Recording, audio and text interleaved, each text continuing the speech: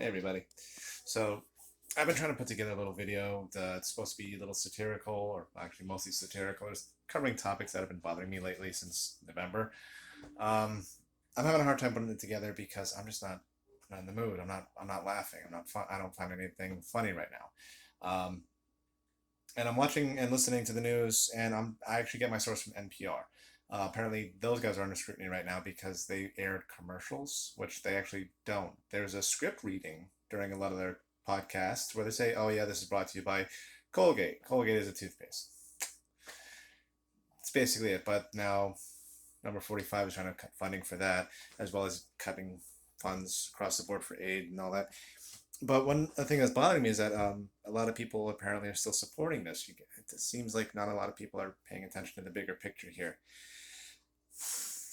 If there is corruption and all these other issues that they say that they're finding, because right now they just keep on saying the word, oh, there's corruption. It's like, well, show me. This is why transparency is important, because we need to be able to see what you're doing, because you show us your work, we can actually find the corruption work and build a better system together. Instead, we have just one guy and his team saying, "Oh, yep, this is bad. We're taking funds. Yep, this is bad. We're shutting it down."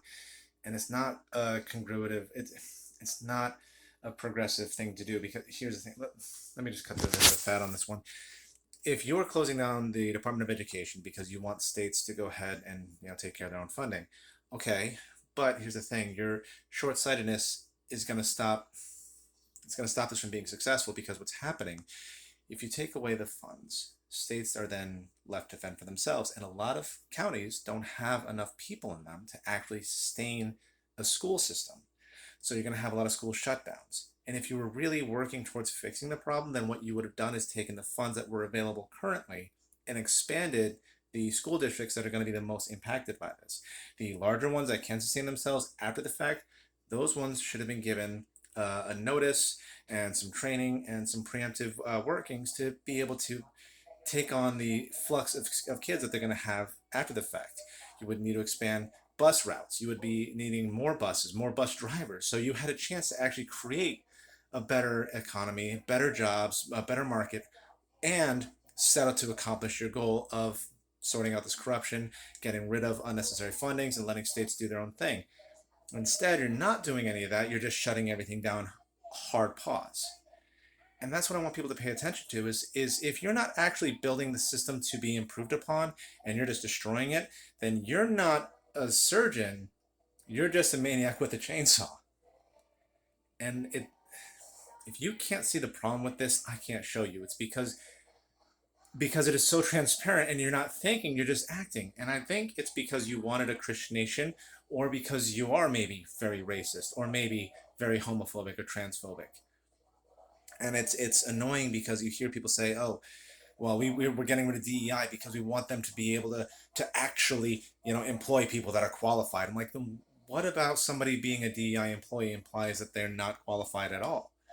You're acting like it's just some guy off the street they found that needed a job. So here, go ahead. You can go ahead and do whatever you want to do as an airline pilot. It's like, that's not what happens. These people are trained, they're certified, and DEI is in place to make sure that people aren't being discriminated against because they're white, black, Latino, disabled, not Christian, because they are Christian.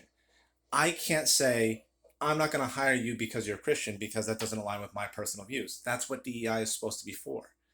So for you guys to dismantle it and then at the same breath claim that you're being discriminated against for being of my complexion, you're not listening to yourself. It's not that's not something. You don't shut the whole system down because you found one flaw, you fix the flaw.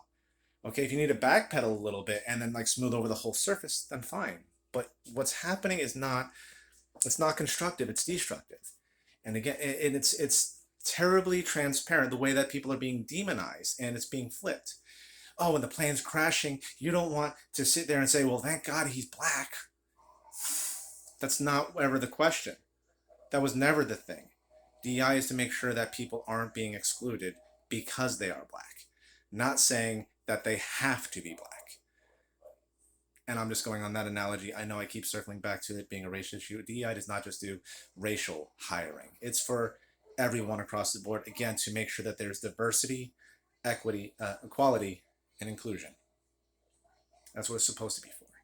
So please pay attention over these next few months, because we're watching as we're we're watching this fall into pre-World War II Germany. This is exactly what happened. Exactly. It is a play-by-play of what happened. So I'm still going to put together a video and try to make a laugh out of all this. But for everyone out there that's paying attention, you have a right to be scared. And for those of you who aren't scared right now and you're paying attention, you don't understand how elitism works. It was very apparent too, and here's where you should focus on what will happen after these goals are accomplished.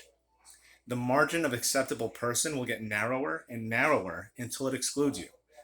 It's going to be those 6 people that have all the wealth in one room, and then everyone else having leftover dinners, if that, because you will have a failed economy. You will have a failed housing.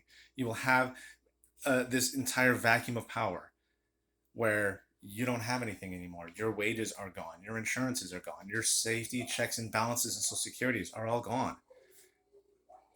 The independent farmer is going to lose out majorly. They're going to have to sell to larger corporations that can afford the farm.